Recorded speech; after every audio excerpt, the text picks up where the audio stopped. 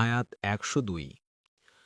قل نزله روح القدس من ربك بالحق ليثبت الذين آمنوا وهدى وبشرى للمسلمين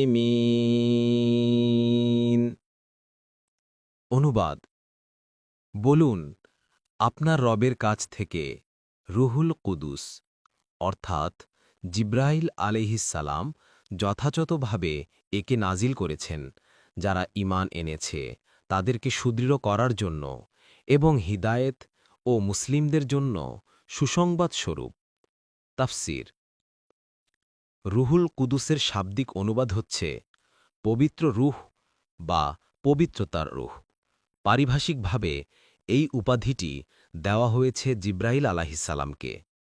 এখানে ওহীবাহক ফেরেশতার নাম না নিয়ে তার উপাধি ব্যবহার করার উদ্দেশ্য হচ্ছে শ্রোতাদেরকে এই সত্যটি জানানো যে এমন একটি রূহ এই বাণী নিয়ে আসছেন যিনি সকল প্রকার মানবিক দুর্বলতা ও দুষ্ত্রুটিমুক্ত। তিনি একটি নিখাত পবিত্র ও পরিচ্ছন্ন রূহ।